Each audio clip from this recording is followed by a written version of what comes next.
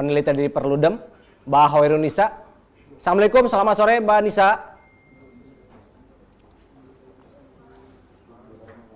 Ini Perludem juga yang aktif menyuarakan ini Pak. Ya. Saya kemarin lihat Instagramnya Mbak Titi ya, dia ada di Malaysia. Oh. Itu agak chaos juga tuh di sana Pak. Nih Mbak Nisa udah standby. Disapa Jang? Selamat sore Mbak Nisa. Sore Mas, suara saya terdengar? Sangat jelas. Suara Mbak Titi, Mbak Nisa. Nisa terdengar sampai KPU. yang websitenya lagi down. Udah beres belum tuh?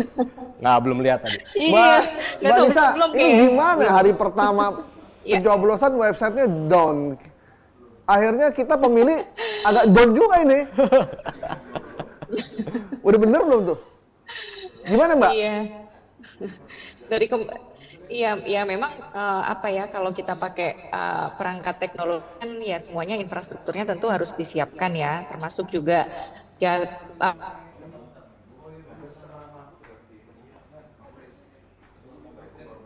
Ya, Mbak Nisa kayaknya ada. Ya lanjut Mbak, lanjut Mbak. Lanjut, Mbak. Ya lanjut. Oke, apalagi di pemilu kali ini itu kan yang berbeda dengan pemilu 2019 yang lalu adalah petugas KPPS itu akan memfoto dengan aplikasi Sirekap. Jadi di setiap KPPS itu ada petugas yang apa ya, harus disiapkan satu perangkat Android. Jadi mereka setelah menghitung kemudian mereka memfoto, lalu fotonya dikirim dimasukin ke dalam aplikasi Sirekap itu, nanti kemudian masuk ke dalam sistem. Itu diterapkan di pemilu kali ini di 800.000 lebih TPS. Jadi seharusnya perangkatnya, infrastrukturnya disiapkan gitu ya. Artinya kan data semua Indonesia ini, satu Indonesia masuk kira-kira pada waktu yang bersamaan gitu. Dipastikan misalnya datanya jangan servernya jangan sampai down, karena Sirekap ini kan publik ingin juga melihat progres penghitungannya seperti apa gitu ya. Karena kalau kita menunggu penghitungan manual itu kan di undang-undang itu 35 hari, waktunya cukup panjang karena penghitungannya masih manual. Nah, publik kan sekarang ini udah deg-degan nih, udah penasaran siapa nih yang menang pemilunya gitu ya, dapat berapa perolehan suaranya. Nah, makanya ini menjadi catatan karena jangan sampai penggunaan teknologi ini jadi permasalahan baru dalam pemilu kita. Ini udah 4 jam masih down nih Mbak Nisa, udah aku cek barusan. Tadi kan dari sekitar jam 10 ya, sekarang udah jam 3 masih down juga. Ini baru pertama kali terjadi ya Mbak? Di hari H pencoblosan tiba-tiba situs lembaga yang mengurus tentang pemilu dan bertanggung jawab penuh malah down. Iya, ya makanya sebenarnya penggunaan Sirekap ini dilakukan di Pilkada 2020 yang lalu.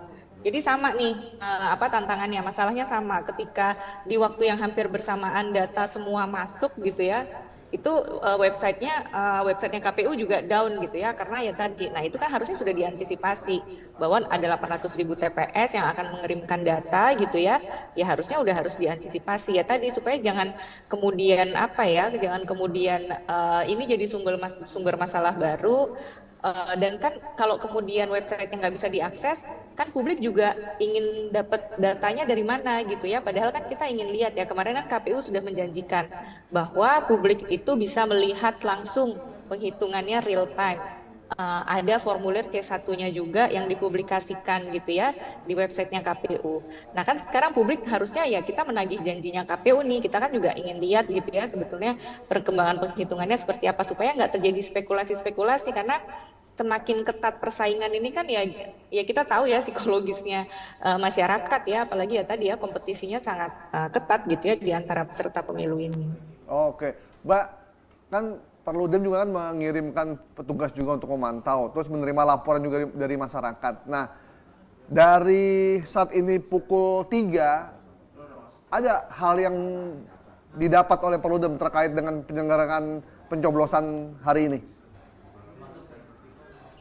Ya, kalau dari catatan kami ya memang kami tidak masif ya, karena kami hanya di seputaran Jakarta saja. Catatannya misalnya tadi masih ada misalnya TPS yang dibukanya nggak tepat waktu gitu ya. Kalau di aturannya kan harusnya dibukanya jam 7, diawali dengan pengambilan sumpah KPPS. Kalau sudah ada saksi atau sudah ada pengawas atau sudah ada pemilih itu bisa dimulai. Tapi yang sekitar jam 8-an baru dimulai itu ada gitu ya. Lalu kemudian misalnya juga ini soal pemilih, jenis pemilih, kan ada pemilih tetap, ada pemilih pindahan, ada yang pakai daftar pemilih khusus gitu ya. Nah, terkadang di masyarakat, termasuk juga di petugasnya, itu masih ada yang mengalami kebingungan gitu ya, karena kan treatmentnya beda-beda. Kalau yang masuk dalam daftar pemilih tetap, ya dia dilayani, dapat 5 surat suara, bisa datang dari jam 7 pagi. Kalau pemilih pindahan, tergantung jenis kepindahannya, belum tentu dia dapat 5 surat suara. Nah, tapi ada misalnya petugasnya yang bingung gitu ya, dikasih semua surat suara. Nah, itu kan harusnya salah gitu ya. Atau misalnya daftar pemilih khusus, orang-orang yang milihnya pakai KTP elektronik, itu kan sebetulnya baru bisa milih 1 jam sebelum TPS-nya ditutup gitu loh, nggak bisa dari pagi. Jadi hal-hal yang seperti ini masih terjadi tadi Mas di lapangan. Terus di kawasan Bogor tadi ada laporan dari pendengar, ada 6 atau 7 surat suara di satu TPS yang udah tercoblos. Banyak Pak, nggak hanya di Bogor aja. Di beberapa tempat ya? Ya. Jadi kayak random gitu, 6, 10 di beberapa tempat. Dan tercoblos di tengah-tengah untuk capres. Tengah-tengah tahu ya Mbak? Pokoknya yang tengah aja pokoknya. Iya, yang tengah. Itu gimana Mbak? Iya, nah iya, memang sebetulnya gini, salah satu prinsip pemilu itu kan transparan, akuntabel ya. Nah, ketika misalnya ditemukan kecurangan-kecurangan tadi, pertama Bawaslu-nya harus gerak cepat, segera investigasi, dan kemudian secara transparan dijelaskan kepada publik apa yang terjadi. Jadi jangan dibiarkan publik menunggu gitu ya. Ini kita tadi di media sosial saya juga ngelihat rame ya, ada surat suara yang udah dicoblos gitu ya, atau misalnya ya tadi ya ya ada di beberapa tempat gitu kan. Kan publik nanya, "Loh nih gimana nih?" gitu ya, Bawaslu-nya kemana gitu. Nah, Bawaslu-nya ya harus segera bersuara dan jangan dan bisa cepat gitu ya, langsung tangkas gitu ya menyelesaikan apa yang terjadi. Supaya tadi nggak ada spekulasi. Ini persaingannya ketat sekali Mas. Pengalaman 2014, 2019 yang lalu kan persaingan yang ketat kan menimbulkan gejolak di masyarakat ya. Kalau misalnya penyelenggara pemilunya nggak bisa menjelaskan apa yang terjadi kepada publik, ya akhirnya kan orang semua jadi curiga gitu ya. Apalagi di awal proses penyelenggaraan pemilu ini narasi-narasi soal kecurangan, soal netralitas itu kan sudah jadi narasi yang di-highlight oleh publik gitu. Ya. Jadi masyarakat hanya sekedar video upload aja gitu ya Mbak ya, nggak harus, jadi bingung cara masyarakat kalau udah melihat kecurangan ini harus kemana gitu bilangnya, curhatnya harus kemana? Iya sebetulnya ya tentu bisa melaporkan ke Bawaslu, tapi kan mungkin kompleks juga kan melaporkan ke Bawaslu itu harus ada dokumen yang diisi, harus menjelaskan kronologis, ada bukti dan sebagainya. Nah, sebetulnya ada kanal-kanal yang dikembangkan oleh teman-teman masyarakat sipil. Misalnya ada peta kecurangan pemilu, ada jaga pemilu, ada jaga suara, warga jaga suara. Ini sebetulnya platform-platform yang bisa digunakan oleh publik untuk melaporkan kalau terjadi kecurangan-kecurangan. Jadi kita ibaratnya kita punya perpanjang tangan gitu ya, nanti kemudian teman-teman ini yang akan meneruskan laporannya ke pengawas pemilunya gitu. Jadi masyarakat misalnya khawatir kalau lapor langsung nanti mereka diintimidasi, mereka dikriminalisasi gitu misalnya. Nah, dengan kanal-kanal ini itu bisa dilaporkan gitu loh.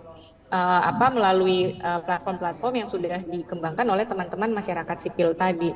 Mereka juga punya tim hukumnya, nanti kemudian juga bisa mendampingi juga gitu ya kalau kemudian laporannya diteruskan. Mbak Nisa melihat fenomena banyak juga tuh di medsos.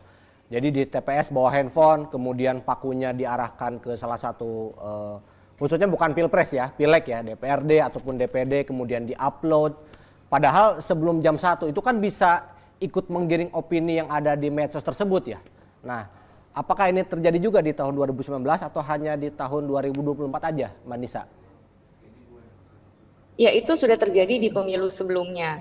Jadi memang ya tentu kita bawa handphone ke TPS boleh aja, tapi yang dilarang itu kan memfoto dan juga merekam ya. Saat kita sedang milih milih surat suara itu kan nggak boleh difoto, nggak boleh direkam. Karena tadi pada prinsipnya kan suara kita ini rahasia gitu loh, jadi nggak boleh dikasih tahu orang. Itu rahasia, kita yang simpan sendiri. Nah, potensi yang lainnya adalah istilahnya tuh politik uangnya nih pasca bayar gitu. Jadi kita milih dulu, kita tunjukin nih misalnya, saya udah coblos nih partai X gitu. Sekarang Mbak, kirain saya hanya telepon seluler yang pasca bayar. Serangan fajar juga pasca bayar. Jadi, iya karena sekarang modusnya kan macam-macam ya. Ya tadi serangan fajar kan udah konvensional tuh dari pemilu ke pemilu ada. Nah sekarang modelnya udah Serangan beralih sore. ke model pasca bayar itu. Iya, serangan sore. Jadi orang nunjukin aja nih udah gue pilih nih sekarang dibayar gitu. Nah makanya dilarang sebetulnya merekam atau memfoto saat kita sedang memilih di bilik itu. Tapi kalau foto-foto suasana TPS ya tentu diperbolehkan. Tadi sih saya milih di Bekasi nggak ada larangan tuh. Ada sebelah HP. saya foto-foto, petugasnya juga diem aja gitu. Udahlah biarin aja gitu. Mungkin dia kasihan Ya juga harusnya kali petugas petugasnya ya. tahu ya informasi. Iya. Oke, Mbak, Gitu. money politik sekarang udah mengalami bentukan yang lain nggak? Selain serangan fajar. Kan tadi saya subuh-subuh ada yang datang, ketok-ketok pintu kan. Assalamualaikum, siapa? Fajar. Ada saya males dah. Ternyata Fajar beneran teman saya, mau mampir. Saya pikir serangan fajar gitu. Iya, ya memang ada ya model-model lewat uang elektronik gitu misalnya ya, lewat akun-akun uang elektronik kita. Nah, tapi sebetulnya kalau pakai uang elektronik ini kan justru malah bisa dilacak gitu loh, kelihatan siapa yang transfer siapa yang kirim ke akun mana. Justru kalau pakai uang elektronik itu lebih gampang dilacak. Jadi walaupun modusnya itu ada, tapi yang masih masih favorit itu ya pakai transaksi tunai ya, cash gitu loh, karena itu lebih sulit dilacak kan, nggak kelihatan tuh ngasihnya kemana, siapa yang ngasih kan nggak kelihatan. Tapi kalau transfer atau misalnya pakai kirim ke saldo uang elektronik ya itu akan kelihatan tuh aliran Ya, uangnya. ya. Dan kayaknya mereka yang jadi broker untuk Korlap lah, Pak. menjadi Jangan broker. korlap, bukan broker ya. Broker. Mereka jadi korlap lebih suka cash money karena motongnya enak. Kalau pakai transfer kan terdata. Iya, langsung ya. Nggak bisa dipotong Iya kan. betul. Mana buktinya Iya. loh? Kok cuma 50.000 kan gua kasih 100.000 gitu kan. Ketahuan kan ya kalau cashless memang Iya, lebih makanya ini bisa ya. dilacak kalau pakai uang elektronik bisa dilacak gitu. Oke.